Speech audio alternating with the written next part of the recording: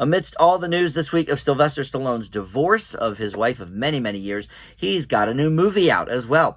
It's Amazon Prime's Samaritan. Let's talk about it.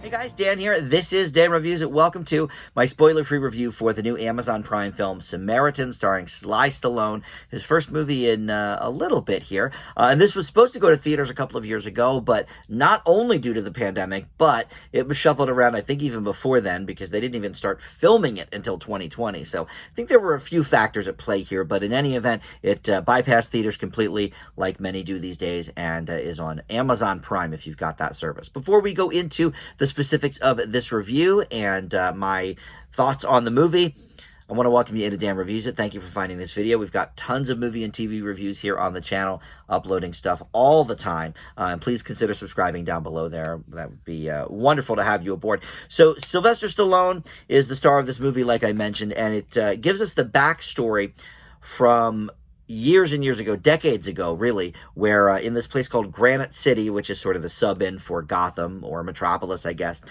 Samaritan and Nemesis are these twin brothers who ultimately fought to the death in the city's power plant. They caused this big fire, and now they're both dead. So now we're in the present, and 13-year-old Sam Cleary thinks that Nemesis may be living in his apartment building, or across the street or something. They sort of play with the actual area a little bit, but because he could look through his window. So, but in any event, the kid Sam is played by Javon Walton, who I'm not familiar with.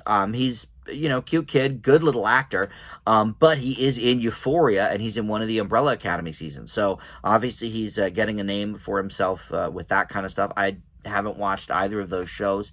Well, I watched the first season of Umbrella Academy, but I don't think that's what he was in. And if it was, he was a lot younger. But in any event, he's pretty good here in the lead role. Sometimes when Sly Stallone does movies with young kids, like Over the Top, for example, from decades ago, it does not go well, and the kids aren't very talented. But here, I think this kid has something. I will say one issue with the movie, possibly, is that they had to shut down because of the pandemic, sure. So they picked up like 7 months later.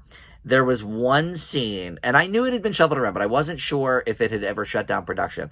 But there's this one scene about 2/3 of the way through where the kid seems significantly older. And so I looked up, sure enough, they had to shut down for like 6 or 7 months.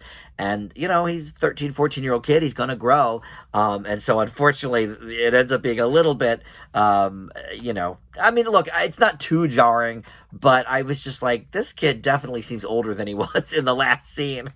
So, maybe they filmed some things in that way or whatever. But in any event, he thinks that this guy living near him is the Samaritan, and so it goes from there. The only other name really I recognize in this is Martin Starr from the old Freaks and Geeks program, and in the new Spider-Man trilogy, he plays this shopkeep of a bookstore who has written books about Samaritan and has sort of like a web series, a vlog series about the Samaritan, and is he still alive, and where is he, and whatever. So he sort of factors in as well. But this kid, he falls in with the wrong crew, and ends up being saved by the Sylvester Stallone character, feeding his fire a little bit more of, oh, maybe this is the Samaritan.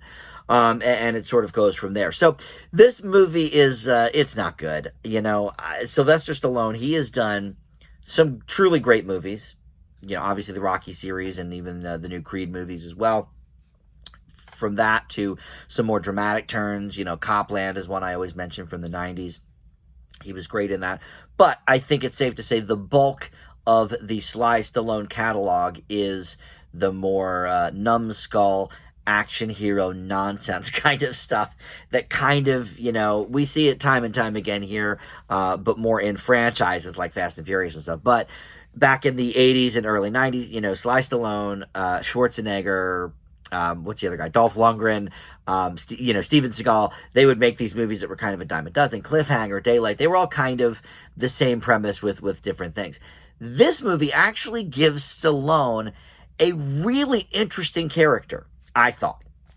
They don't quite explore it in, I think, the right way. But it could have been a much more interesting movie. And it turns out instead to be very, very run of the mill. The effects are quite bad. I will say, at the end of the movie, the big sort of, fight scene, which lasts a while, maybe, 8, 9, 10 minutes. It lasts a while. Or maybe it just felt like that. But no, I think it actually does go for quite a bit. The fire in that scene actually was pretty legit.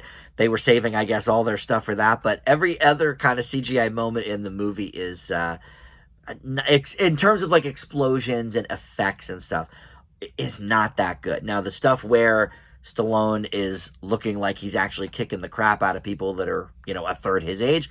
All right, those effects are cool. And Stallone is pretty jacked, so I'm not sure, exactly how much of that was faked and how much was just sort of movie combat training. He's no stranger to that. But this relationship with him and the kid never quite comes to fruition the way that I think it should have.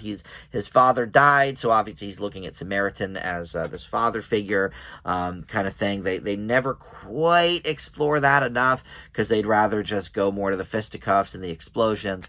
And I think it was a true detriment to the movie. So, look, I kind of had fun watching it, and it does sort of harken back a little bit to, some of those movies from 30 years ago where he was, much younger and much more in shape. But this is like kind of when they did, the first Creed movie where Rocky was still in it. And I don't want to tell you what happens to it because you should see it if you haven't. And I don't want to get spoiler for that movie. But it gave this character like this massively great arc.